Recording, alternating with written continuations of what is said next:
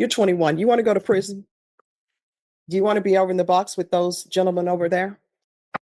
Some people at the jail, people at the prison, they're charged with murder, right? Yeah. They're charged with sex offenses. They're charged with robberies. They've been to prison before. This is their third time or whatever. It appears to the court that maybe that's where you want to go because you're not doing what needs to be done. You're here on an evading arrest with a vehicle. You live with your parents. I can't even believe they're still allowing you to drive. You shouldn't even be driving. Buckle up, because this one starts at 100 miles per hour, literally. We've got a kid in court who thought that the speed limit was more of a suggestion, and now he's trying to play the "but I'm young" card, like that's some kind of legal cheat code. The judge is not buying this, and she flips the script by grilling him about his job and his insurance. And suddenly the whole courtroom vibe just shifts from reckless teenager to awkward family dinner. What makes it worse is that he seems shocked that being under 21 doesn't automatically give him a get out of jail free card. And newsflash, judges don't just hand out participation trophies. And a fun fact here, in some states, driving over 100 miles per hour can actually trigger an automatic license suspension, no matter how old you are. And watching him squirm through those questions feels like slow motion justice after high speed chaos. But do you think youth should ever be a valid excuse in court, or does the law hit harder when you're old enough to know better? But enough talk, let's just dive right in and watch this together. Calling 2024 CR 1497, State of Texas versus Gabriel Ichortea. Could I have parties announced for the record for the state? Jason Garahan, Your Honor. Defense? Brian Kimbrough. And are you Mr. Ichortea? Yes. Mr. Ichortea, did you review the document entitled Court Admonishments and Defendant's Waivers and Affidavit of Admonitions with your attorney? Did you understand it and sign it in all the appropriate places? Did you understand you're charged with the offense of evading arrest, detention with a vehicle? That's a third-degree felony. Range of punishment is anywhere from 2 to 10 years in prison and up to a $10,000 fine. Did you understand? Yes. Did you understand if the court were to grant your application for deferred adjudication, if for any reason your deferred adjudication were revoked, the court could find you guilty and sentence you up to 10 years in prison and up to a $10,000 fine? Counsel, has your client been able to provide you with any defenses? Yes, sir. Did you review the plea bargaining agreement with your attorney? Did you understand it? According to the plea, there's a $1,500 fine and the state recommends deferred adjudication. Did you understand that to be the plea? Yes, sir. Outside the agreement, the state is requesting that your deferred adjudication be for a term of 2 years. There be a TAP evaluation and 180 hours of community service restitution. Did you understand those are recommendations from the state and the court does not have to follow those recommendations? Then to the offenses charge, how do you plead? Guilty, not guilty, or no contest? State any evidence. No objection. All right, state you may be excused. Court will accept into evidence states exhibits 1 and attachments, and the court will review the same. All right, after reviewing states exhibits 1 and attachments, the court will find there's sufficient evidence to find you guilty. Court will defer finding of guilt as you've applied for deferred adjudication. Are you proceeding with sentencing? Yes, sir. Anything you wish to say on behalf of your client? I would ask the court to follow the plea bargain. Mr. Ichortea has no criminal record. He's 20 years old, Your Honor. This was a big mistake. He understands that, and he'll do well on probation, I'm sure. All right. So why are you going 100 miles per hour? To be honest with you, Your Honor, that day I was going to school. All right. So here's the thing, and your attorney will tell you this. When people start a sentence with, to be honest with you, usually what's coming after that is not honest. And then when people say, in all honesty, what's coming is not honesty. Whenever you hear people talking and they say, well, with all due respect, what's about to come is without respect. So you're speeding, going 100 miles per hour. Why? I was going to school. Yeah, but why are you going 100 miles per hour? Other people go to school. They're not going 100 miles per hour. I'm sorry, what? I was running late, Your Honor.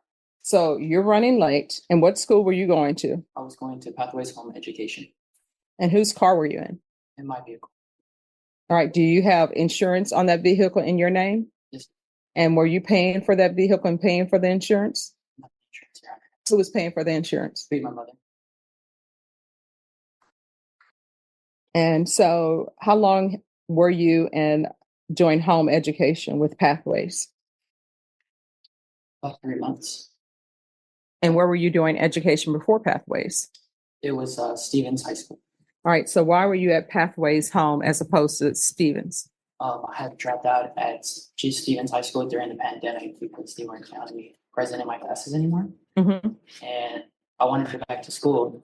So we had found an educational program for students that wanted to work from home, or if they wanted to, could go to the school physically if they felt comfortable with it. Mm-hmm. And I was just running like that day. And I'm trying to go back to school now. Really. So have you graduated? No. So, So when how I do you- went into jail, that kind of made everything fall apart. And then I bet when you went to jail, that sort of woke you up too. Yes, ma'am. So how far did you go in school? How far? About junior year. So you're in your junior year, you're 20. He laughed when pulled over, acting like 100 miles per hour was a joke racing car dashing away. He even bragged to the officer, "I was having fun, no big deal." But a police report tells a different story. Reckless driving, endangering lives, and fleeing the scene police car warning. The courtroom watches as a judge reads a report. His smirk slowly vanishes, replaced by fearful face. The first crack in his cocky attitude appears here. Balance scale fire. School is different from when I went. At that time, It was rare that 18-year-olds were still in high school. They had already graduated.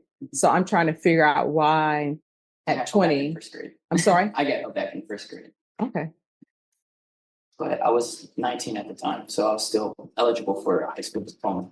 So that's why I was going through that educational program to get my diploma. All right. How long have you been out of custody? Still, I believe. To be honest with you, I don't remember. You don't remember? No. All right. Either you're just trying to put that behind you or it didn't make enough of an impact. So have you been out of custody for more than a month? More than 3 months? More than 6 months? All right. So you haven't been in school since you've been out of custody. So what have you been doing? I've been working, been hopping job from job. Working, doing what? I was working industrial, and then for a little bit, I was also working as a cook. All right. When you say working industrial, what do you mean by that? I mean, I made automotive vehicles.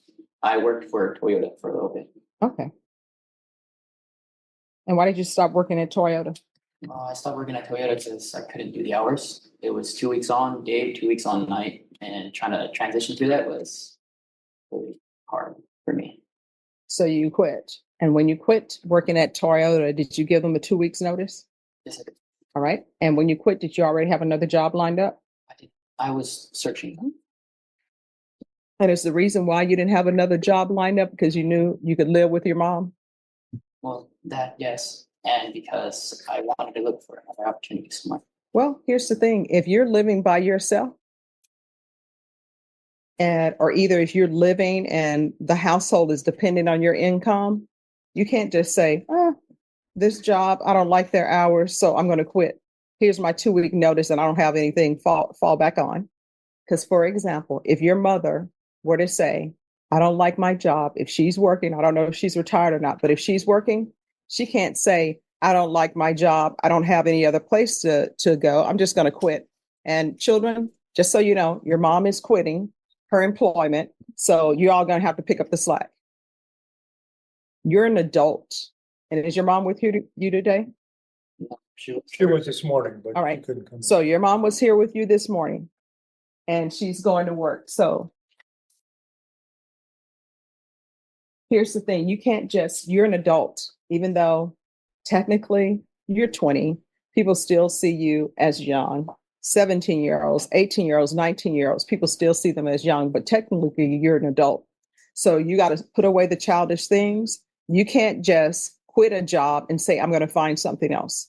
And for you to be working at Toyota, I'm sure Toyota was paying you well, but you haven't even graduated high school and you got a good job. Look at this kid. He's calm, smiling, almost casual, like going over 100 miles per hour is just a minor inconvenience instead of a loaded weapon on wheels. You can tell he's never really learned what consequences were growing up because the way he talks makes it so obvious that he thinks this is just a lecture, not a life-altering moment. And driving that fast isn't just reckless. It literally edges toward willful disregard of human life, which is the language prosecutors love to pull when they want to upgrade charges. And if this kid hits somebody, we'd be talking about vehicle homicide, not a traffic ticket. And suddenly that calm face wouldn't look so confident. What gets me is how detached that he seems. Like this is more of a parent-teacher conference than a courtroom where the judges can decide if he keeps his license or even his freedom. And Judge Boyd doesn't play around with cases like this. She's the kind who reminds defendants that traffic laws aren't suggestions. They're the thin line between order and chaos. Notice how she starts asking about his job and insurance? That's not small talk. That's her probing for responsibility, trying to see if this kid has any grasp of adult accountability. Judges often weigh character as much as the offense, and right now, this character is reading the immature and clueless. Insurance companies, by the way, absolutely love moments like this. One stunt like this on your record, and your rates can triple overnight. That's a silent punishment most defendants don't even see coming, and it stings way longer than a courtroom fine. The calm act might fool his friends, but in front of a judge like Boyd, it just makes him look disconnected from the gravity of the situation. This isn't youth being chill, it's youth showing that he doesn't get how close he came to ruining his entire future.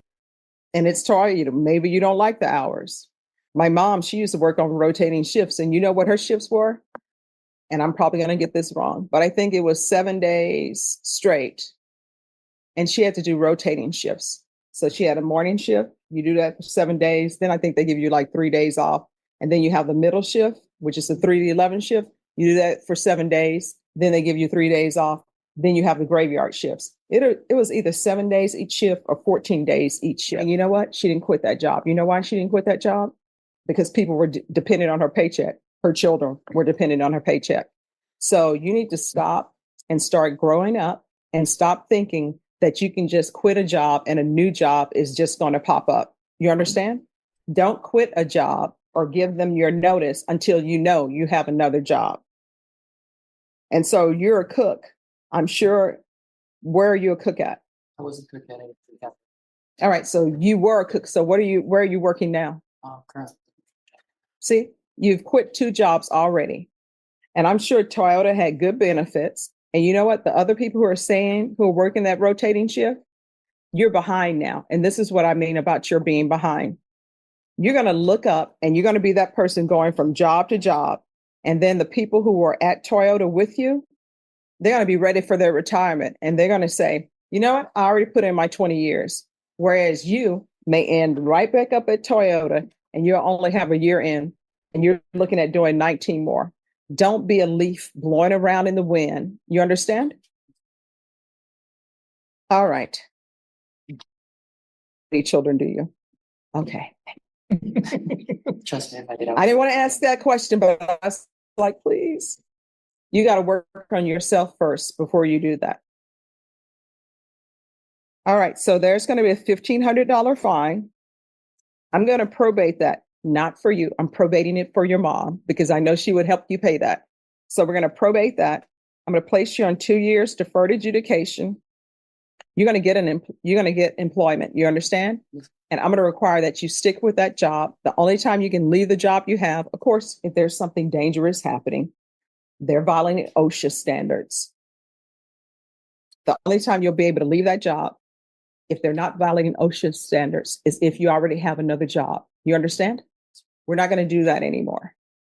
So it's going to be proof of employment within 30 days. There's to be no employment as a home health care provider or with minors.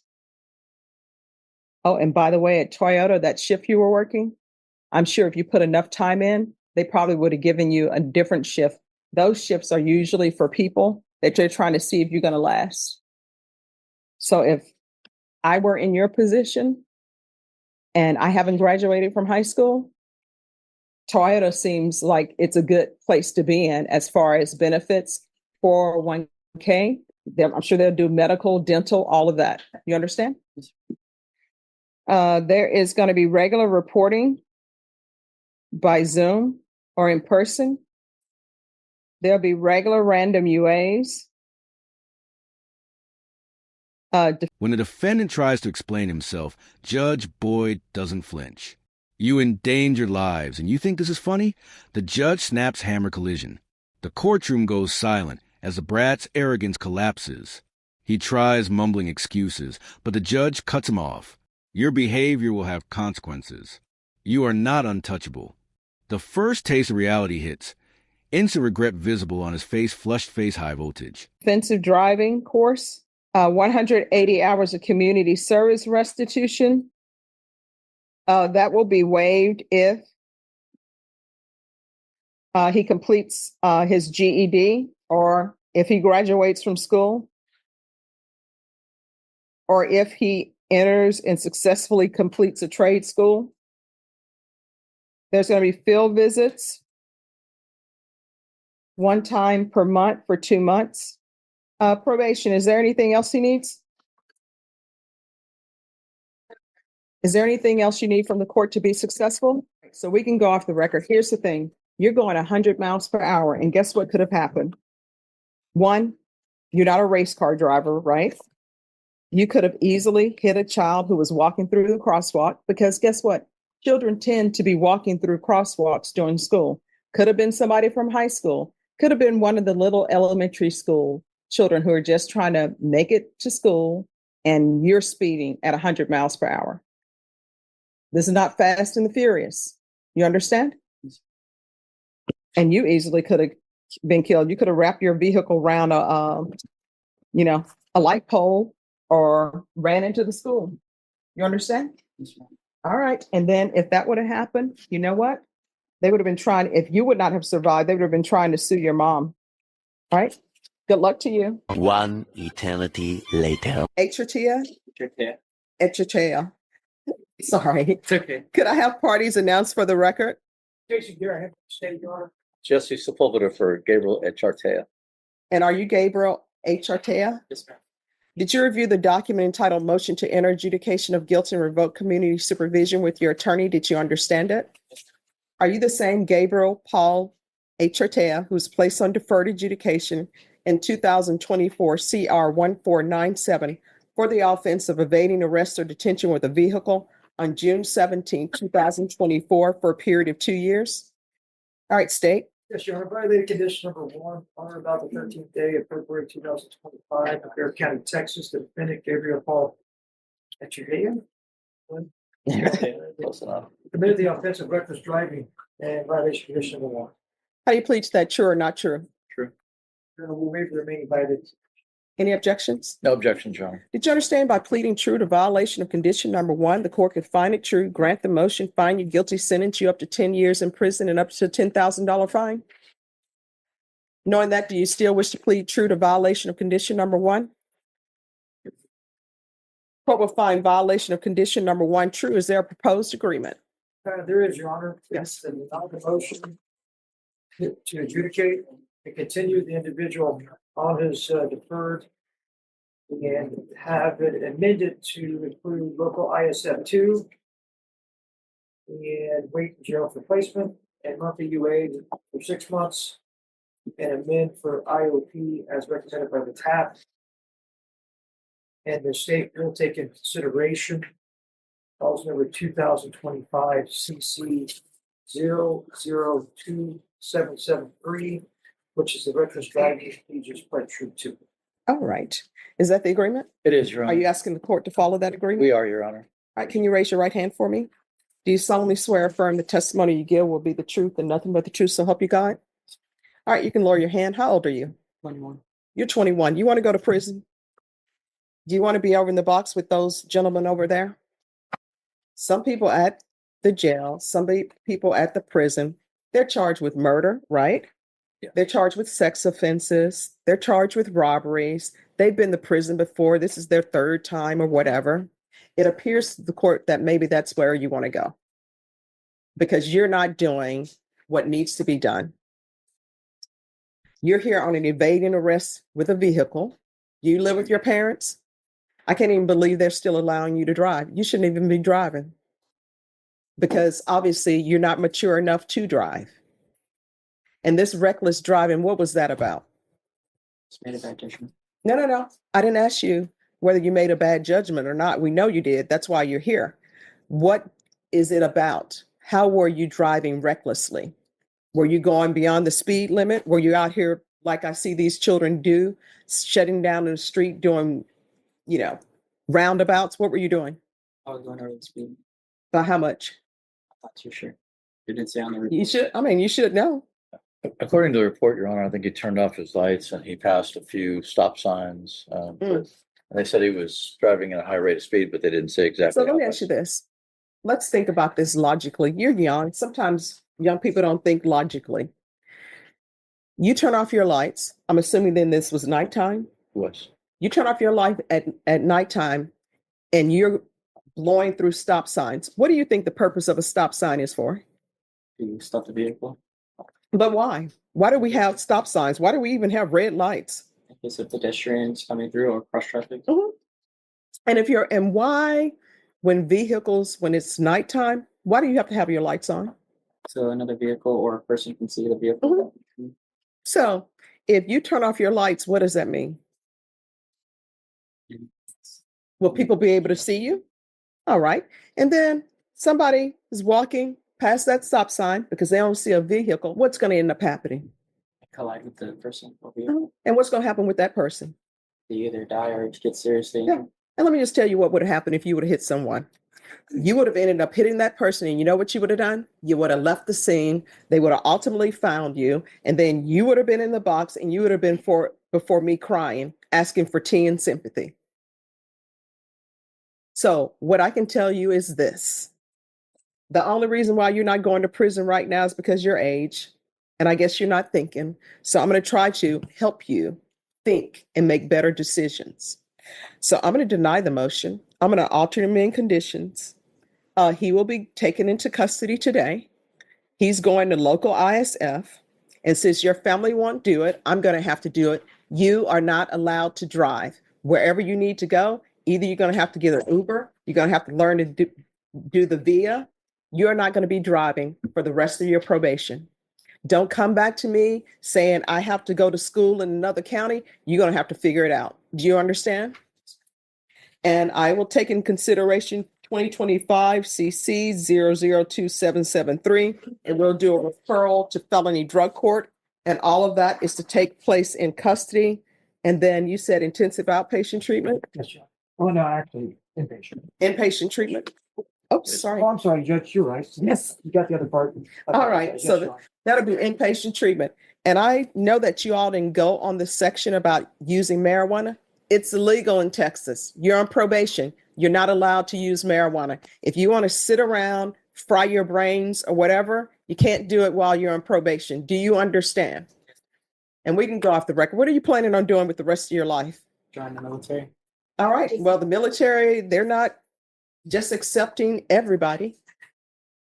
And counsel, once he completes all of this, if he signs up for the military and I need to see it signed on the dotted line, I will let him go.